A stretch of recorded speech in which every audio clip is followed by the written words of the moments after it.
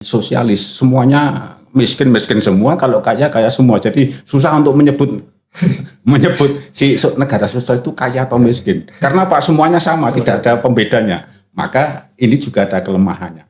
Persaingan sempurna, namanya juga sempurna. Sebetulnya itu tidak ada, hanya ada dalam teori. Tetapi ciri-ciri yang ada di dalam pasar persaingan sempurna itu ideal, sehingga berupaya pemerintah menuju ke sana. Nah sebenarnya sejauh mana sih Prof peran pemerintah ini Prof dalam perekonomian Prof, terutama yang dalam mencapai kesejahteraan? Oke.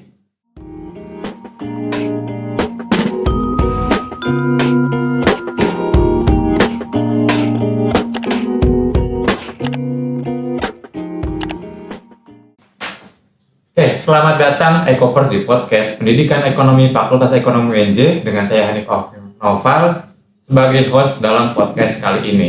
Podcast ekonomi di series perdana ini kita akan banyak membahas mengenai mata kuliah yang ada di ekonomi Fakultas Ekonomi Prodi Pendidikan Ekonomi UNJ dari dua sisi, dari teori sampai implementasinya.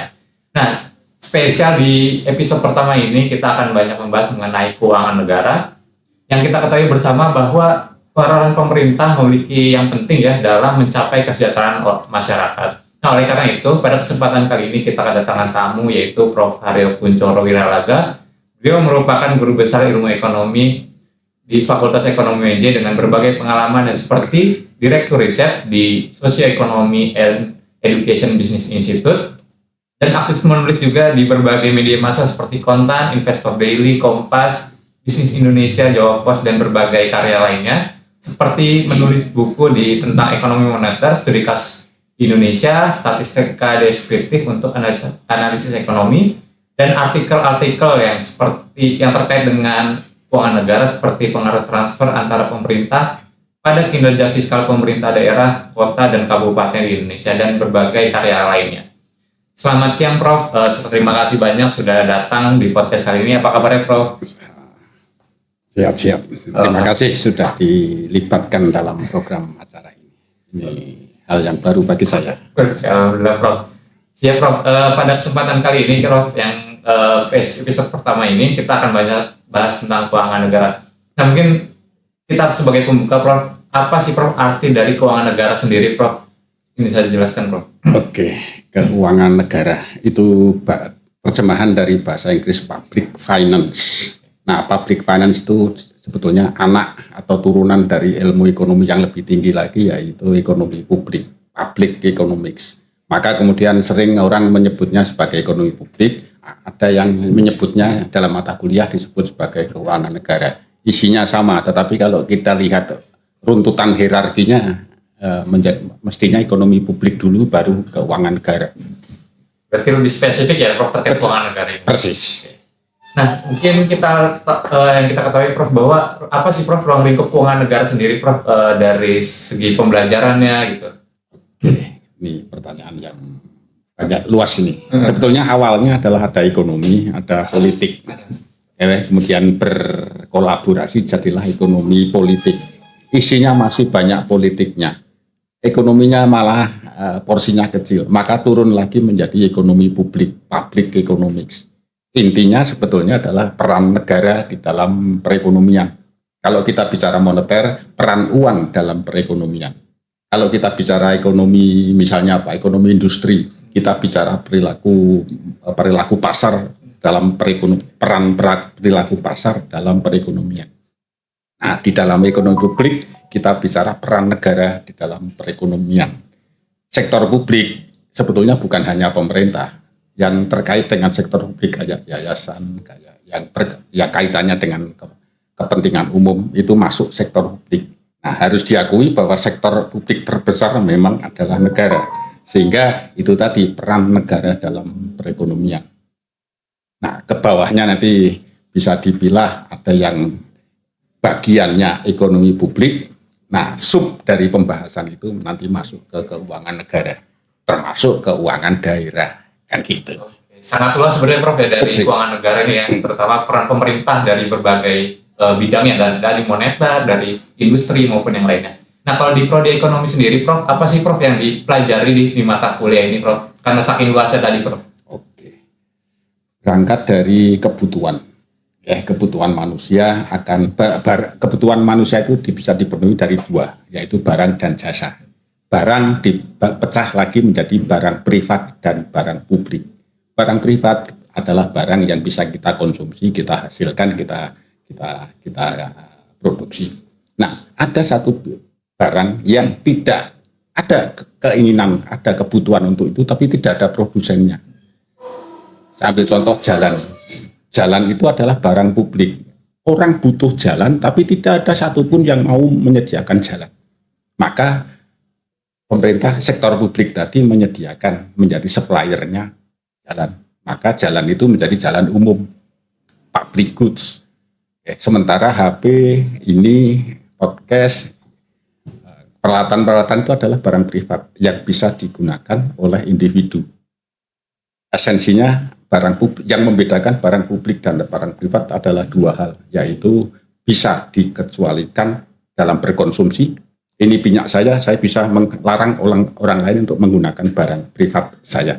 Tetapi ketika barang publik, orang tidak bisa mengecualikan itu dan bisa dipakai bareng-bareng. Jalan itu adalah barang publik karena pada saat yang sama bisa dipakai bareng-bareng. Karena bisa dipakai bareng-bareng, orang tidak mau membuat jalan sendiri-sendiri. Masalahnya klasik, efisien. Pak, itu ada jalan khusus. Ya, itu jalan khusus barang privat. Karena dia bikin untuk diri dia sendiri, ketika bukan anggota keluarganya bisa ditutup, bisa dikecualikan. Itu.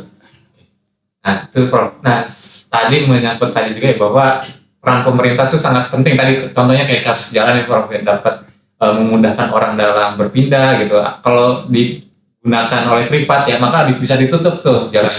Nah, sebenarnya sejauh mana sih Prof peran pemerintah ini Prof dalam perekonomian Prof, terutama yang dalam mencapai kesejahteraan? Oke. Peran pemerintah ditinjau dari sisi ekonomi publik itu ada 3, yaitu alokasi, stabilisasi, dan distribusi. Alokasi, pemerintah mengalokasikan anggarannya untuk penyediaan barang publik seperti jalan tadi. Peran pertama. Peran kedua, stabilisasi. Urusan stabilisasi, fluktuasi mata uang, fluktuasi inflasi, dan seterusnya. Siapa yang orang butuh, semuanya butuh kestabilan. Tapi tidak ada orang yang mau kemudian memperbaiki stabilitas itu. Ruang lingkupnya terlalu besar untuk dijangkau oleh pelaku ekonomi secara individual. Kalau saya pribadi, kita masing-masing individu berpikir mengendalikan inflasi, tidak ada kekuatan yang mencukupi untuk itu. Maka butuh kekuatan yang lebih besar. Gitu. Nah, kekuatan yang lebih besar itulah secara ekonomi dan secara politik ada di negara. Maka urusan stabilisasi menjadi urusan publik yang ditackle oleh negara. Yang ketiga adalah distribusi. Nah, sama. Kita pengen kalau teman-teman kita, kolega kita, tangga umum publik itu pada maju bareng. Ada sebagian yang tidak bisa ikut maju, terbelakang, tertinggal. Nah, bagi kita sudah terlalu sibuk dengan urusan kita masing-masing secara individu begitu. Sehingga tidak terpikirkan untuk yang mereka-mereka yang tertinggal. Maka sekali lagi kita butuh kekuatan yang lebih besar untuk mengentaskan mereka yang tertinggal tadi. Maka ekonomi publik, ekonomi peran pemerintah dalam perekonomian itu dimanapun negara pasti ada peran pemerintah dalam perekonomian. Hanya masalahnya di porsi. Ada yang porsinya besar, kayak negara sentralistik, ada yang porsinya agak kurang di negara-negara yang menganut paham ekonomi pasar. Tapi tetap ada peran pemerintah itu. Nah, menarik Prof tadi terkait porsi ya Prof ya. Setiap negara punya porsi yang berbeda-beda Prof. Ya. Nah, sebenarnya kalau di konteks Indonesia sendiri Prof, apa sih Prof seberapa besar porsi publik dan privat gitu? Terutama pembatasnya apa aja di sini Prof? Jangan sampai rebutan nih kayak privat merasa diatur-atur gitu kan, akhirnya tertekan gitu, maupun publik juga terlalu mengekang si privat. Nah, itu sebenarnya pembatasnya di Indonesia sendiri apa Prof? Oke, kalau secara hitam putih kita itu ada di tengah, kemudian dikenal sebagai ekonomi sistem campuran. Satu sistem bandul kiri itu adalah sentralistik, semuanya diatur oleh negara, kepemilikan individu tidak diakui. semuanya milik negara, itu yang kita kenal dulu sebagai negara komunis sosialis. Di bandul yang sisi lain itu adalah yang ekonomi liberal, ekonomi pasar. Semuanya serahkan ke pasar, semua diserahkan kepada perilaku individu. Oke, ku tahu yang ku mau. Oke. Artinya apa? Sebagai konsumen dia akan memaksimisasi utilitas. Sebagai produsen dia akan maksimisasi profit. Nah, interaksi dari situ akan menimbulkan efisiensi, persaingan sedemikian rupa sehingga welfare-nya, kesejahteraannya akan meningkat. Nah, dua sisi kanan kiri ini tentu saja ada kelemahannya. Tadi saya singgung di ekonomi liberal pasti ada yang tertinggal, ada yang terbelakang. Nah, di sisi bandul kiri, di sosialis, semuanya miskin semua, kalau kaya semua. Jadi susah untuk menyebut si negara sosial itu kaya atau miskin. Karena Pak semuanya sama, tidak ada pembedanya. Maka ini juga ada kelemahannya. Nah, dari berbagai kelemahan tadi kemudian muncullah sistem perekonomian campuran. Ada yang mengambil ide dari sisi sentralistik, ada yang mengambil ide dari liberal. Nah, pertanyaannya tadi, Indonesia ada di mana? Indonesia menerapkan campuran. Kita bisa memiliki rumah, KPR, baik cash maupun kredit, itulah bukti bahwa kita mengikuti sistem pasar. Kepemilikan individu diakui. Namun kita juga menganut sistem sentralistik sebagian dipakai. Ada negara, ada. Kemudian negara mengatur, ada. Negara mengintervensi, ada. Maaf. Jadi kalau kita mengacu ke undang-undang hajat itu barang dan air gitu ya dikuasai oleh negara untuk kesejahteraan kemakmuran rakyat. Jadi pembatasnya adalah yang menguasai hajat hidup orang banyak. Hajat hidup orang banyak dilihat dikembalikan ke ekonomi publik, itulah urusan kemaslahatan, itulah urusan umum. Nah, ini yang diambil oleh negara, dikuasai oleh negara seperti itu. Nah, kita juga barusan ini ada pajak karbon. Indonesia ikut menginisiasi pajak karbon. Apa itu? Itulah campuran lagi. Karbon itu biar tidak bisa diselesaikan oleh mekanisme pasar. Ada produksi karbon, pabrik menghasilkan karbon. Batu bara dipakai untuk pembangkit listrik menghasilkan karbon. Tetapi tidak ada yang mau menerima karbon itu sendiri. Sehingga ada supply, tapi tidak ada demand. Tidak ada yang mau menerima.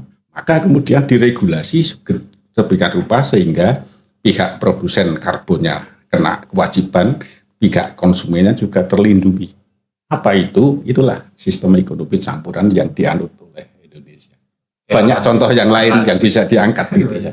Oke, menarik nih Kopers. Jadi ada kebijakan yang diambil oleh peran pemerintah tadi ya, dengan yang konteksnya hajat hidup orang banyak ya dikelola pemerintah, dan ada juga yang diserahkan ke pasar gitu untuk menarik tadi ya permintaan penawaran sendiri. Nah Prof, terkait teori di ekonomi publik ya, ataupun keuangan negara sendiri, apa sih Prof yang sering teori digunakan gitu Prof oleh mahasiswa gitu dalam penelitian-penelitiannya? Oke. Kalau teori yang sering digunakan itu tadi barang publik, barang privat. Kita sudah sering meneliti permintaan barang privat, kayak permintaan beras, permintaan apa gitu ya. Nah, permintaan barang publik ini yang jarang dipakai untuk bahan riset, padahal semuanya tersedia, mulai dari data, teorinya, dan kemudian sisi empiris penelitian sebelumnya. Mahasiswa kurang tertarik pada sektor publik mungkin karena itu tadi, pemahaman tentang sektor publik itu sendiri masih ngambang. Kita harus memahamkan dulu antara ekonomi publik dan public finance tadi. Nah, teori yang sering digunakan itu adalah welfare economics, ekonomi kesejahteraan. Supaya apa? Supaya antara kepentingan produsen dan kepentingan konsumen itu tercapai satu titik yang optimal. Itu esensi dari welfare economics. Tidak ada makan siang yang gratis. There is no, bukan programnya Pak Prabowo, bukan loh ya. There is no such thing as freelance. Tidak ada sesuatu yang gratis. Artinya ketika kita menambah welfare, maka itu akan mengurangi welfare orang lain. Nah, sedemikian rupa sehingga kita harus ada kompromi antara kepentingan produsen dan konsumen sehingga tercapai satu titik yang optimal. Nah, kembali ke yang topik tadi, permintaan barang publik itu adalah salah satu titik mencapai titik optimal supaya produsennya dapat, kepentingan konsumennya juga dapat. Oke. Tadi Prof, kepentingan produsen dan konsumen, implementasinya sendiri di Indonesia mungkin ada contoh kasus gitu Prof, dari teori ini Prof, seperti apa Prof? Oke, kalau produsen kepentingannya apa? Maksimisasi profit. Kalau kepentingan konsumen apa? Kepentingan konsumennya adalah maksimisasi utilitas. Maksimisasi utilitas, maksimisasi profit itu ketemunya di mana? Di pasar persaingan sempurna. Makanya si peran pemerintah itu supaya mengkondisikan produsen konsumen di dalam suatu industri itu menuju ke pasar persaingan sempurna, bukan menuju ke pasar monopoli. Itu peran pemerintah, itulah yang mengatur supaya memberi rambu-rambu supaya menuju ke persaingan sempurna. Persaingan sempurna namanya juga sempurna, sebetulnya itu tidak ada, hanya ada dalam teori. Tetapi ciri-ciri yang ada di dalam pasar persaingan sempurna itu ideal, sehingga berupaya pemerintah menuju ke sana. Persaingan sempurna, sekali lagi, kepentingan konsumen maksimisasi utilitas terpenuhi, maksimisasi profit terpenuhi. Bandingkan dengan monopoli. Monopoli itu maksimisasi produsen kena, tapi maksimisasi konsumen nggak kena, gitu ya. Timpangnya terlalu lebar. Makanya setidaknya diatur, dikendalikan supaya menuju ke pasar persaingan sempurna. Pembatasan, saya ambil contoh, kenapa ada upah minimum misalnya ya. Upah minimum, kalau upah dibiarkan ke pasar, pasti antara demand supply interaksinya pasti upahnya kan udah blok. Kebanyakan penawaran tenaga kerja, permintaannya sedikit, maka sesuai hukum pasar harga upah akan jeblok. Maka kemudian dikasih jaring pengamannya. Apa itu upah minimum? Sehingga kepentingan tenaga kerja bisa mendapatkan upah minimum, setidak-tidaknya bisa untuk menutup biaya hidup minimum gitu ya. Oke, menarik. Jadi itu ya, ada jaring pengamannya Prof ya, untuk mencapai kedua belah pihak ya tadi, antara profit maupun manfaat oleh produsen. Nah Prof, menarik terkait dengan apa sih Prof hubungan dari ekonomi publik sendiri Prof dengan isu-isu sosial seperti kesenjangan gitu maupun kemiskinan, maupun juga terkait layanan publik yang terkait kebutuhan dari produsen sendiri. Oke, gini, kalau ada produsen, ada konsumen.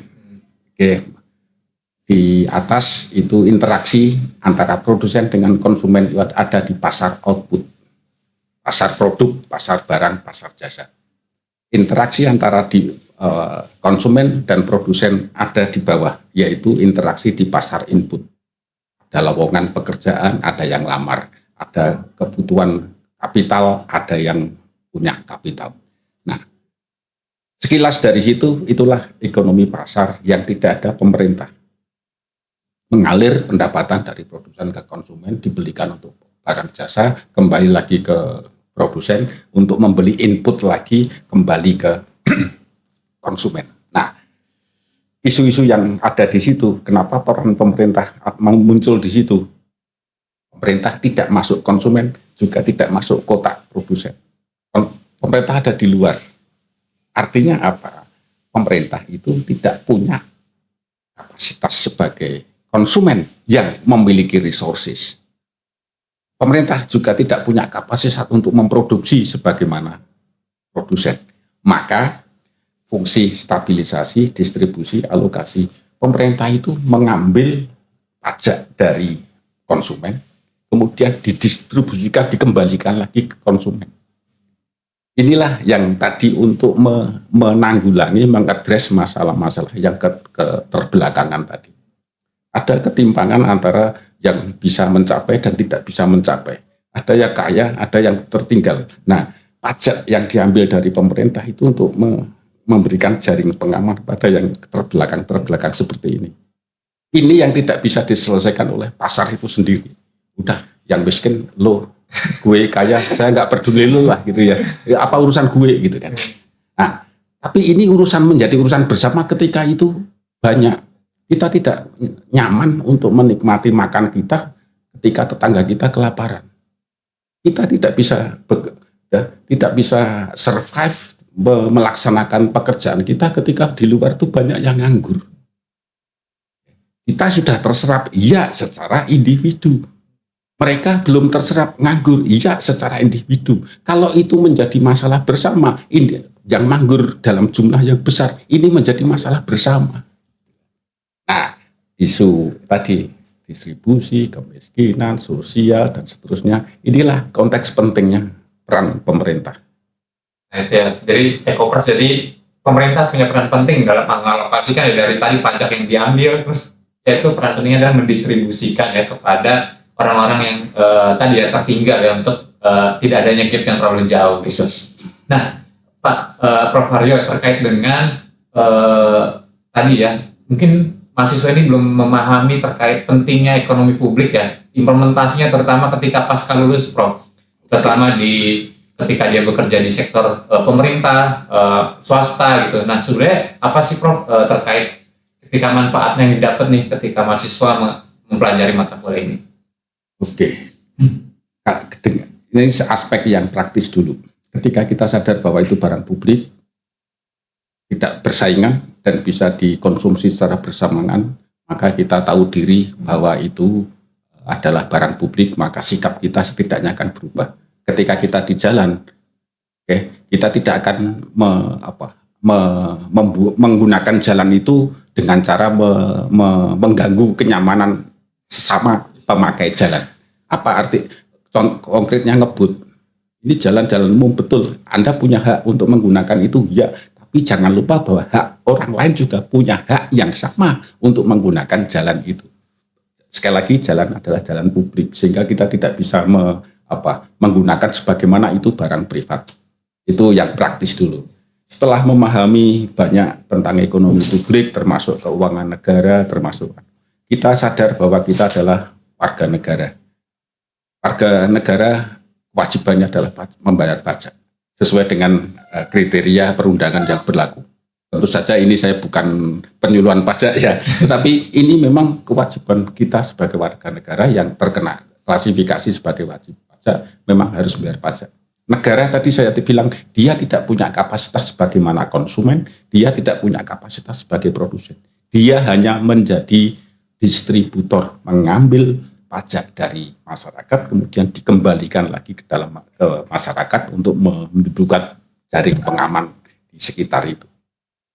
Nah, dengan memahami ekonomi publik seperti ini, maka kita akan menjadi warga negara yang baik, bisa berperilaku sebagaimana mestinya, dan prospek ke depan.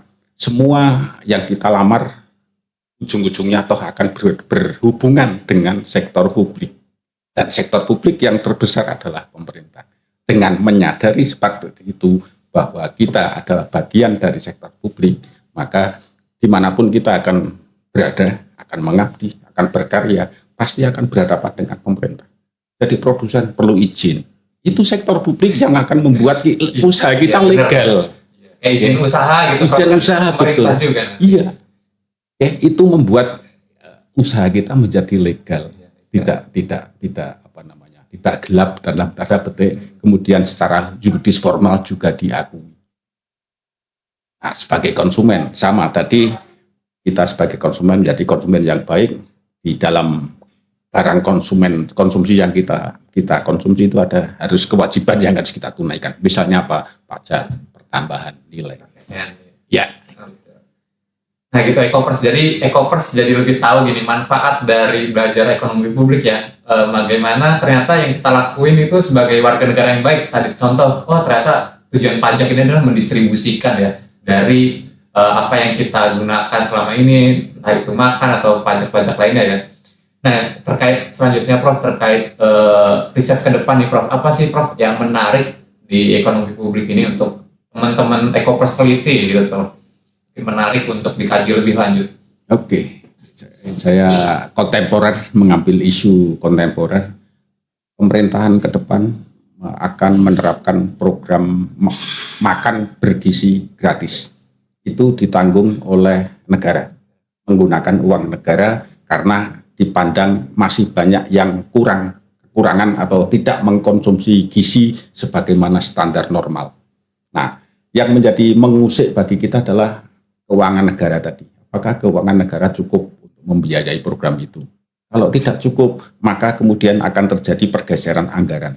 Mana yang akan dipotong, mana yang akan dikurangi untuk bisa menutup penyelenggaraan program itu.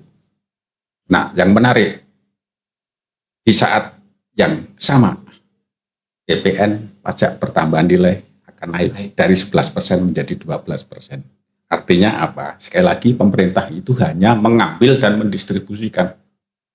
Kenaikan PPN, kenaikan itu bisa jadi untuk membiayai program makan bergizi gratis.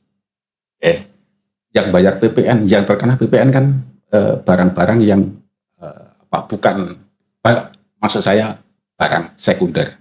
Padi, sembako kan tidak terkena pajak. Maka kita bisa melihat ini salah satu fungsi alokasi, fungsi distribusi, dan fungsi stabilisasi. Isu berikutnya, ketika kenaikan program makan bergizi gratis tadi tidak cukup dibiayai dari kenaikan PPN, maka apa yang harus dilakukan? Kemungkinan banyak. Nah, bisa jadi pajak lain dinaikkan, atau isunya agak krusial, isunya agak sensitif, ya jadi utang, gitu kan. Nah, utang ini akan menjadi debat yang panjang antara kepentingan ekonomi dan kepentingan politik. Tadi saya mengatakan ekonomi publik adalah gabungan dari ekonomi dan politik. Jadi satu, jadilah ekonomi publik. Kan gitu. Oke, berarti nggak bisa dilepasin ya Prof antara politik dan publik. Nah itu Ecopers, mungkin sahabat-sahabat Ecopers bisa teliti lebih lanjut ya tadi pergeseran alokasi dan nanti outputnya juga Prof ya terkait bagaimana sih output dari kebijakan ini, terutama manfaat apakah dapat mengurangi kemiskinan gitu ya ataukah mencegah masalah-masalah lain seperti stunting atau KRI ya. Nah itu Ecopers bisa coba dipikirkan lebih lanjut untuk diteliti lebih lanjut.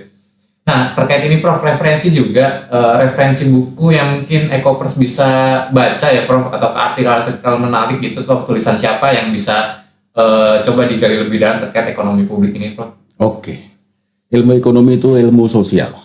Buku kita ada di masyarakat. Laboratorium kita itu tidak di ruangan seperti ini, melainkan ya di kehidupan masyarakat. Itulah buku yang tertulis, banyak referensi di situ. Nah, poin saya bukan kemudian kita tiap hari ngeloyor kemana-mana, bukan. Tapi kita bisa melihat fenomena yang ada di sekitar kita itu untuk bahan pelajaran.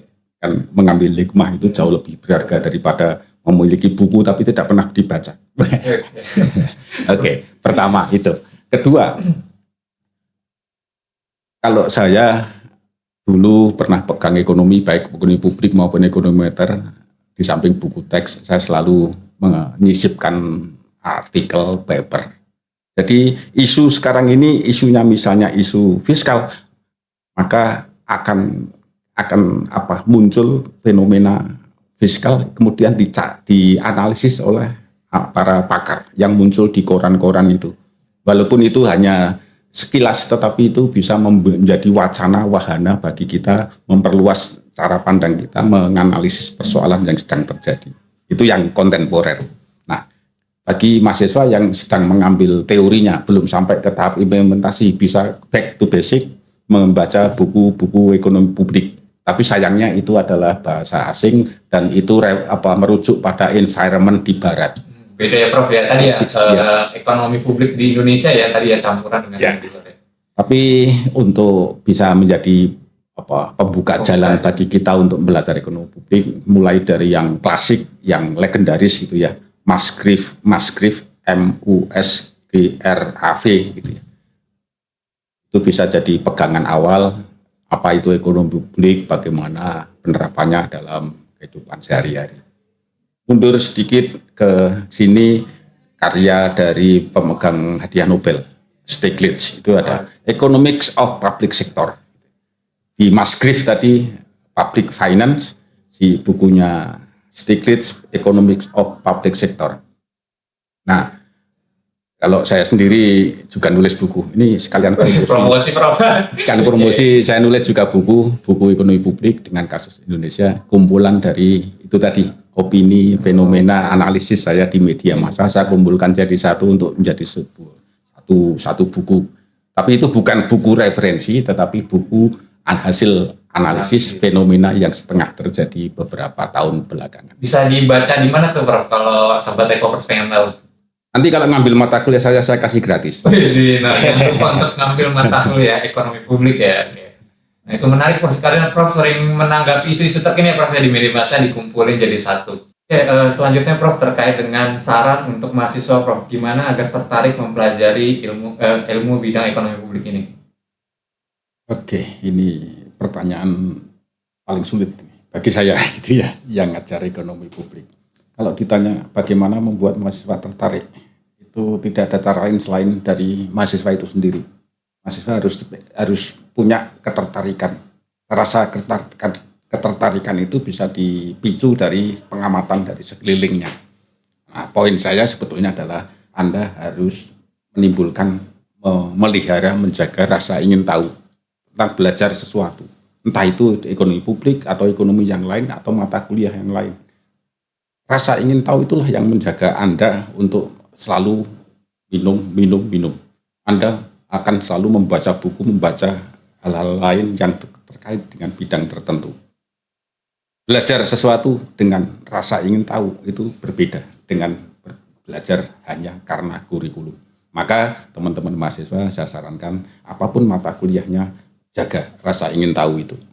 Sehingga akan menulis jawaban itu dengan secara seolah-olah menemukan sendiri jawabannya. Itulah hakikat dari riset. Oke, terima kasih banyak Prof Haryo. Pesan untuk para Ecopers ya untuk memelihara rasa ingin tahu kenapa mempelajari ekonomi publik ya maupun mata kuliah yang lainnya ya, agar tahu kenapa kita harus mempelajari ini. Oke, terima kasih kepada Prof Haryo Prof udah berkenan untuk hadir pada podcast kali ini, dan insya Allah mungkin ada podcast selanjutnya Prof membahas lebih dalam berbagai isu-isu terkait keuangan negara. Ayo. Oke, terima kasih juga para Ecopers telah mendengarkan podcast kali ini. Jangan lupa untuk follow dan subscribe media sosial Prodi Ekonomi UNJ untuk mengetahui konten-konten podcast selanjutnya. Dari kami terima kasih banyak. Selamat pagi, siang, dan malam para pendengar podcast Prodi Ekonomi UNJ. Sampai ketemu lagi di kesempatan selanjutnya. Dadah.